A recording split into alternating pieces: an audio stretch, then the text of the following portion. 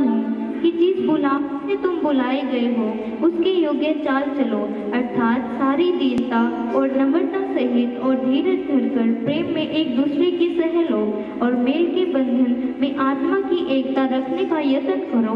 एक ही देह है और एक ही आत्मा, जैसे तुम्हें जो बुलाए गए थे अपने बुलाए जाने से एक ही आशा है। आमीन। Hallelujah, hallelujah. सो तो नहीं गए भाई? हाँ, जागते रहना। परमेश्वर का वचन कहता है, इसलिए मैं जो प्रभु में बंदी हूं तुमसे विनती करता हूं कि जिस बुलाहट से तुम बुलाए गए थे उसके योग्य चाल चलो। जिस बुलाहट से तुम बुलाए गए थे उसके योग्य चाल चलो। हमारा हर रोज रात को 9:30 बजे से लेकर 10 बजे तक YouTube चैनल पे एक प्रोग्राम चलता है, स्पिरिचुअल वर्कशॉप। स्पिरिचुअल वर्कशॉप में हम लोग इफिसियों की पत्री आजकल पढ़ रहे हैं और उसमें हम लोग ये कोशिश करते हैं, जैसे वर्कशॉप में मशीनों की रिपेयर होती है ना, गाड़ियों की रिपेयर होती है, वैसे इंसानों को भी रिपेयर की जरूरत पड़ती है और परमेश्वर का वचन जो है हमारी रिपेयर करता है। परमेश्वर के वचन के द्वारा हमें कैसा जीवन जीना है वो सीखने की कोशिश करते हैं हम लोग। इसलिए जरूर आप हर रोज सोमवार से शनिवार शुक्रवार तक स्पिरिचुअल वर्कशॉप प्रोग्राम में जुड़ सकते हैं और आप उसको शेयर भी कर सकते हैं और सीख भी सकते हैं उसके द्वारा। परमेश्वर आशीष से आजकल इफिसियों की पत्री हम लोग सीख रहे हैं उसमें। लेकिन यहाँ प्रभु का वचन कहता है, इसलिए मैं जो प्रभु में बंधी हूं तुमसे विनती करता हूं कि जिस बुलाहट से तुम बुलाए गए थे उसके योग्य चाल चलो। जिस बुलाहट से परमेश्वर ने तुम्हें बुलाया है उसके योग्य चाल चलो। जिस बुलाहट से परमेश्वर ने बुलाया है उसके योग्य बनो। अब परमेश्वर ने हमें सिर्फ चंगा करने के लिए नहीं बुलाया, सिर्फ आशीष देने के लिए नहीं बुलाया। ये तो ऐसे आ जाती है हमारे जीवन में जब हम परमेश्वर के वचन को सीखते हैं, अंगीकार करते हैं, यीशु के पीछे चलना शुरू करते हैं। परमेश्वर का वादा है, ये 5 प्रकार की आशीषें आपके जीवन में अपने आप आ जाती हैं। 5 प्रकार की आशीषें आपके जीवन में अपने आप आ जाती हैं जब आप परमेश्वर के साथ रिश्ता जुड़ जाता है आपका। सबसे पहले आप आत्मा में चंगे हो जाते हैं, उसके बाद आप मन में शांति पाते हैं, मानसिक चंगाई आती है। पहले आत्मिक चंगाई आती है, फिर मानसिक चंगाई आती है, फिर शारीरिक चंगाई आती है, फिर आर्थिक चंगाई आती है और फिर सामाजिक आशीष आ जाती है। पहले आत्मा में आपका रिश्ता परमेश्वर के साथ जुड़ जाता है, आत्मिक आशीष आ जाती है। आत्मा में परमेश्वर के साथ आपका रिश्ता जुड़ जाता है, आपकी आत्मा आनंदित हो जाती है जब आप परमेश्वर के साथ रिश्ता बनाते हैं, परमेश्वर के साथ जुड़ जाते हैं जब आप। उसके बाद आपका मन भटकना बंद कर देता है, मानसिक रीति से आपको आशीष मिलना शुरू हो जाती है, मानसिक शांति मिलती है आपको। तीसरा, शारीरिक चंगाई मिलना शुरू हो जाती है, शारीरिक आशीष मिलना शुरू हो जाती है आपको। उसके बाद आर्थिक बंधन टूट जाते हैं और आपकी आर्थिक स्थिति मजबूत हो जाती है। उसके बाद सामाजिक आशीष आना शुरू हो जाती है, समाज में आपका आदर होना शुरू हो जाता है, परमेश्वर लोगों के सामने आपके आदर को बढ़ाना शुरू करता है। हालेलुया। जब कोई इंसान परमेश्वर के साथ जुड़ता है तो ये 5 आशीष उसका जीवन में होना जरूरी है।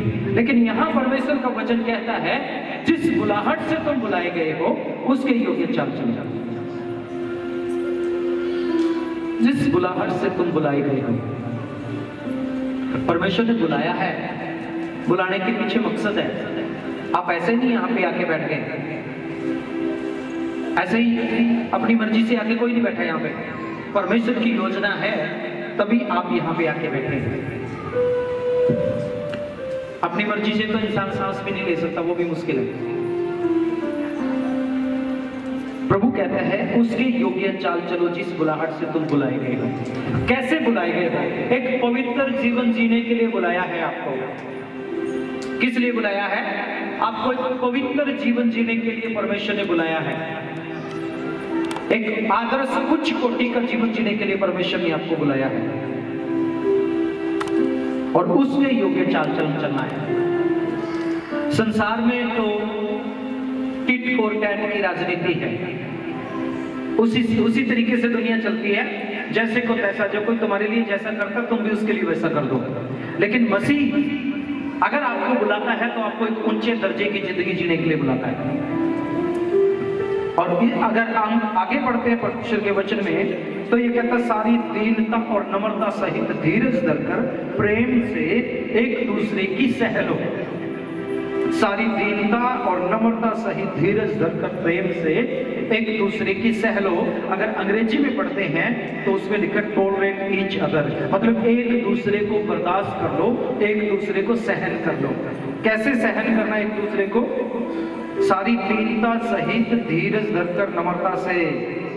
सारी दीनता भी हो आपके अंदर, नम्रता भी हो, धीरज भी हो, प्रेम भी हो, फिर एक दूसरे को सहन करो।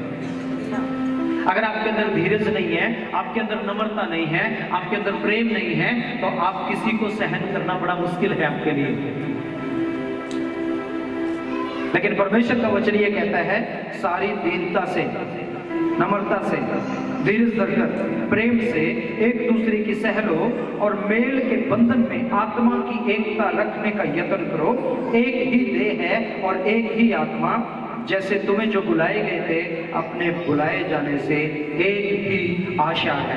परमेश्वर भी अपने लोगों की तरफ देखता है, वो भी बड़ी आशा भरी दृष्टि से देखता है कि मेरे बेटे बेटियां मेरे योग्य चाल चलन चलेंगे, जैसा मैं उनको जीना सिखाता हूं, जैसे मैं उनको चाल चलन देता हूं, उस चाल चलन के अनुसार चलेंगे। इसलिए प्रभु का वचन कहते हैं कि पुराने मनुष्यत्व को उतार दो। वचन 17 से हम लोग पढ़ना शुरू करेंगे।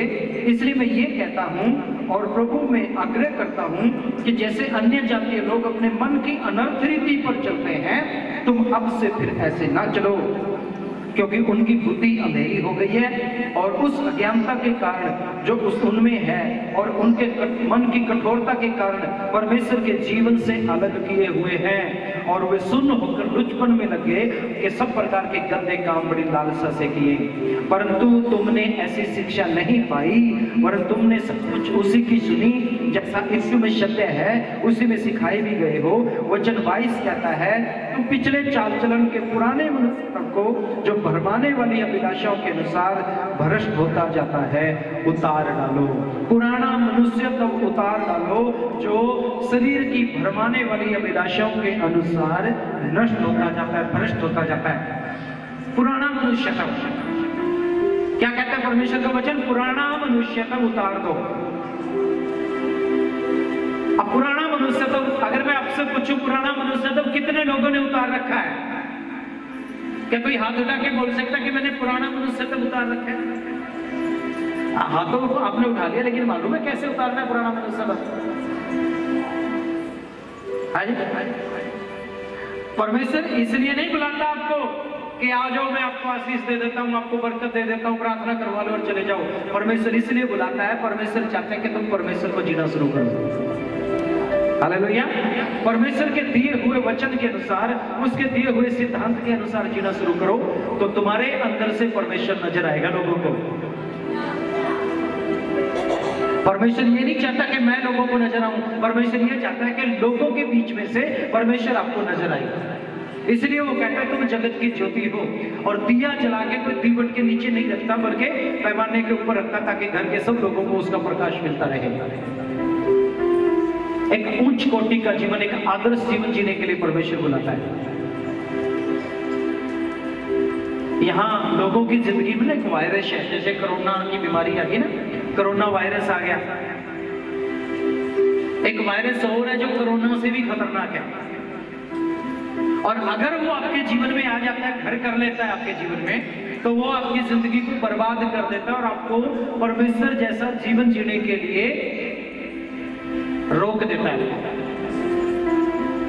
आप परमेश्वर जैसा जीवन नहीं जी सकते। मसीह लोगों की जिंदगी में ज्यादा आकर वो कीटाणु आता है। पता है आपको वो कीटाणु कौन सा है? अजी कौन सा कीटाणु है बहन? ना ना, शक नहीं। नहीं नहीं, सोच के देखो, एक कीटाणु है, अगर वो मसीह लोगों की जिंदगी में आ गया वायरस, तो आपकी जिंदगी को बर्बाद कर देगा। वैसे भी संसार में भी अगर वो किसी की जिंदगी में आ जाता है ना, बहुतों की जिंदगी में है वो, आज उसको निकाल के अपनी जिंदगी से बाहर फेंक देना है। आज उस कीटाणु को समझना है, पहचानना है, निकाल के बाहर कर देना है। जब मैं यहाँ पे आराधना कर रहा था ना, तो भी वो कीटाणु काम कर रहा था इन दोनों के अंदर। इधर भी काम करता है कई बार।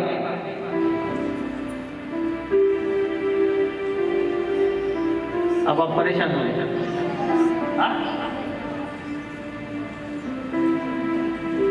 और ये परमेश्वर की जिंदगी से आपको दूर ले जाता है। जो परमेश्वर वाली जिंदगी आपके अंदर आती है ना, उस जिंदगी से आपको बाहर ले जाता है, उस जिंदगी से आपको दूर कर देता है। और फिर दो के बीच में भी ऐसे हो जाता है। लेकिन परमेश्वर कहता है, यीशु मसीह कहता है, जहां दो जन एक मन के होंगे, दो जन एक मन के होंगे, मेरे बाप से कुछ मांगेंगे उनके लिए हो जाएगा। लेकिन अगर ये कीटाणु उनके बीच में आ जाए, ये वायरस आ जाए, तो वो दोनों को एक मन नहीं होने देता, उनको दूर दूर कर देता है, दोनों के मनों को दूर कर देता है और परमेश्वर की उपस्थिति से आपको बाहर निकाल के ले जाता है। और कई बार तो इस कीटाणु के पीछे लड़ाइयां हो जाती हैं, परिवार टूट जाते हैं,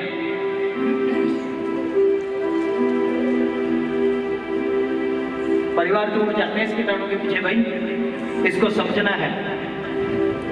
मैं थोड़ी सी हिंट और आपको दे देता हूं, मेरे साथ निकालिए नीति वचन की किताब, उसका 18 अध्याय और 20 वचन। प्रभु का वचन कहता है, मनुष्य का पेट मुंह की बातों के फल से भरता है, और जो कुछ बोलने से प्राप्त होता है उससे वो तृप्त होता है। जीव के वश में जीवन और मृत्यु दोनों हैं, और जो उसे काम में लाना जानता है वह उसका फल भोगेगा। मनुष्य का पेट मुंह की बातों के फल से भरता है, और जो कुछ बोलने से प्राप्त होता है उससे वो तृप्त होता है। मनुष्य का पेट मुंह की बातों के फल से भरता है। मुंह की बातों का फल, आप जो बोलते हैं ना, बोलने से भी आपका पेट भरता है। आपने कई बार देखा होगा, गली में दो बहनें आपस में लड़ती होती हैं, एक तो चुप हो जाती है बोल बाल के, फिर दूसरी बोलती है, बोलती जाती है, और काफी देर बाद जाके वो शांत होती है, और फिर क्या कहती है, हाँ अब आई ना तसल्ली, है ना, अब संतुष्टि आ गई। मतलब क्या है कि अब इसका पेट भर गया बोल बोल के, है? बोलने से जो फल प्राप्त हुआ उससे मनुष्य का पेट भरता है। यह कीटाणु भी ऐसा ही है।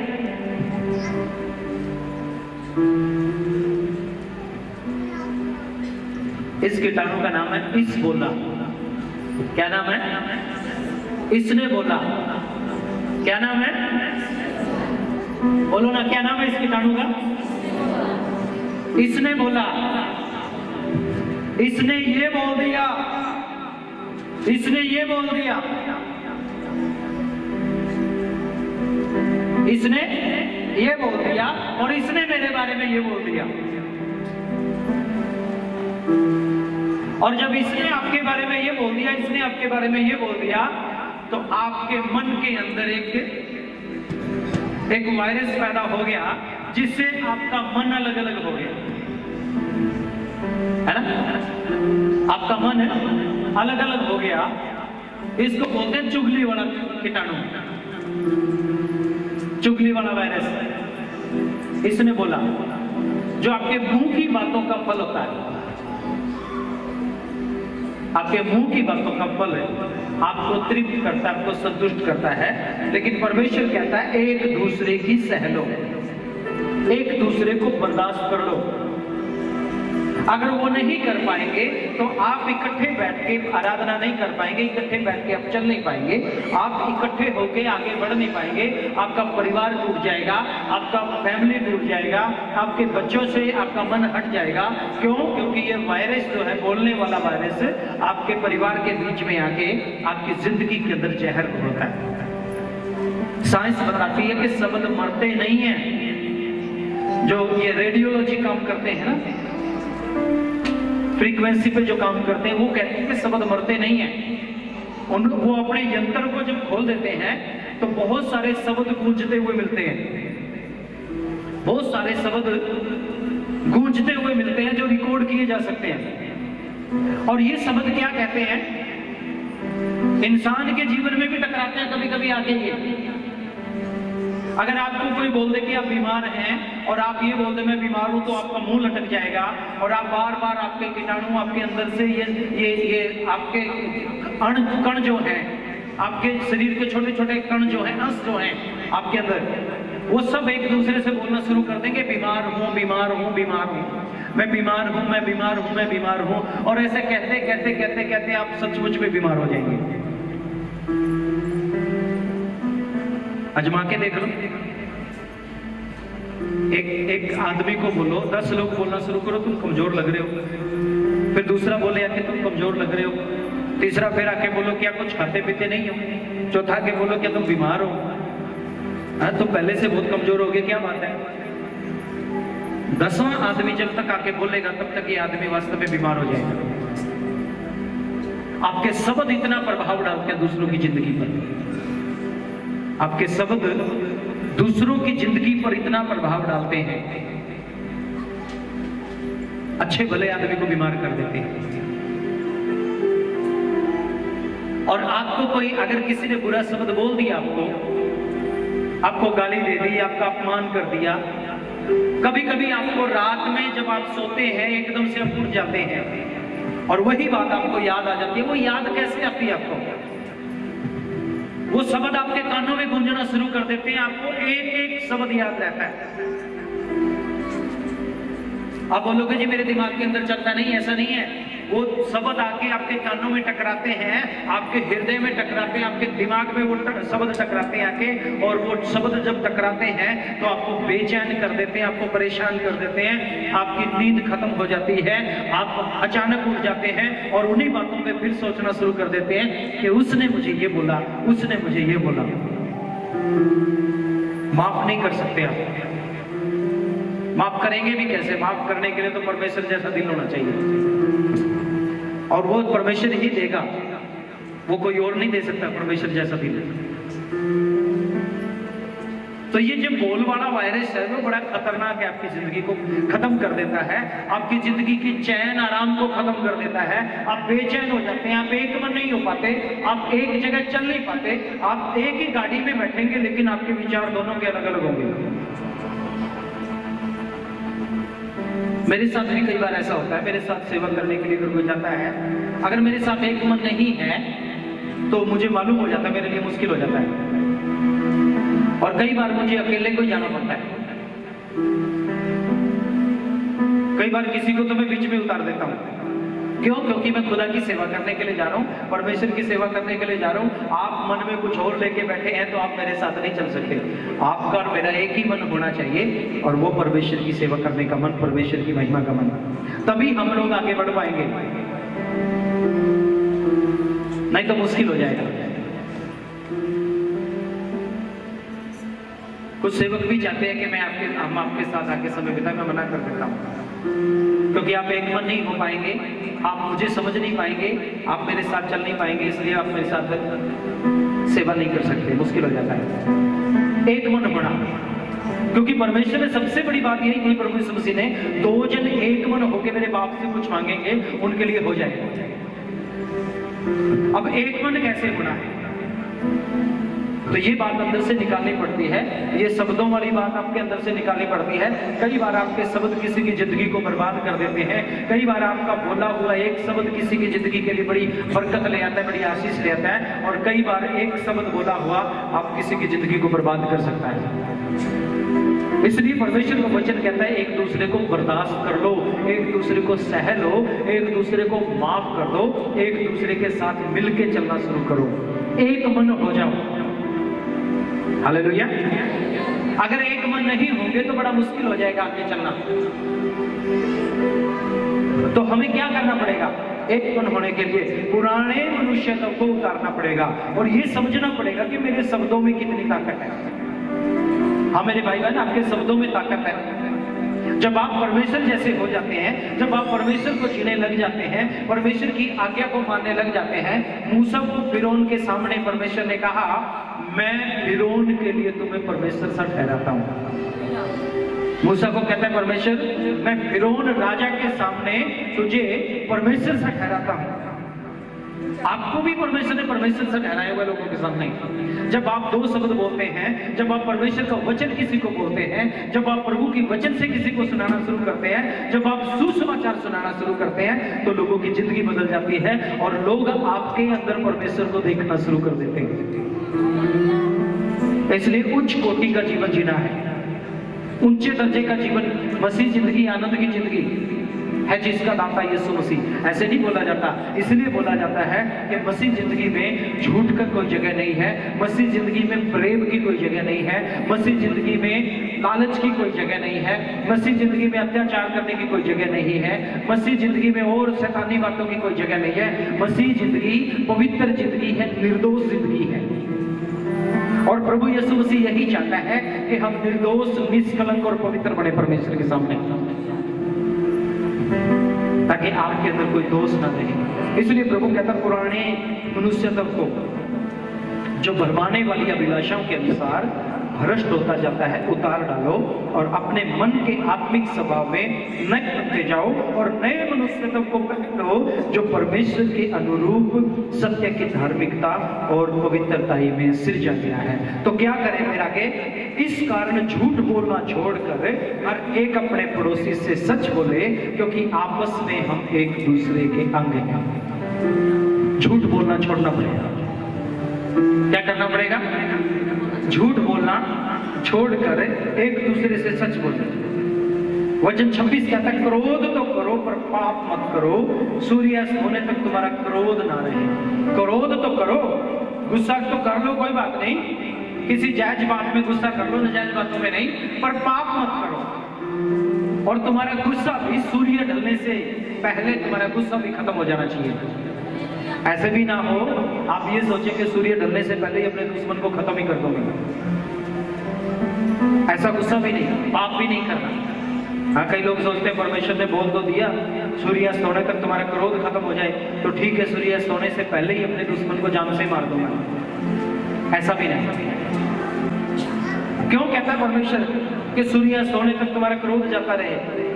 क्योंकि सूर्यास्त हो जाएगा, जब रात होगी तो आदमी अपने घर में जाएगा, अपने घर में जाएगा तो अपने बिस्तर पर लेटेगा और उसी क्रोध को, उसी गुस्से को लेकर अपने परिवार में जाएगा, अपने बच्चों पे जाएगा, अपनी पत्नी के पास जाएगा, उनके बीच में झगड़े होंगे। समझ लो, कई बार आदमी बाहर से गुस्सा में आता है, थक के आता है और सारा गुस्सा अपनी घरवाली पे उतारता है, या पत्नी कई बार बाहर से लड़ाई झगड़ा करके आते तो सारा गुस्सा अपने पति को उतारती है, नहीं तो बच्चों पे उतारती है। इसलिए परमेश्वर का वचन कहता है, गुस्सा तो करो पर पाप मत करो, और सूर्यास्त होने तक, सूर्य डूबने से पहले तुम्हारा क्रोध भी खत्म हो जाना चाहिए। उस क्रोध को लेके जो दूसरी दुनिया ने आपको दिया है, अपने परिवार में मत जाइए, अपने घर में मत जाइए उस क्रोध को लेके, नहीं तो वो क्रोध आपके परिवार में आ जाएगा और फिर आपकी जिंदगी को खराब करना शुरू कर देगा।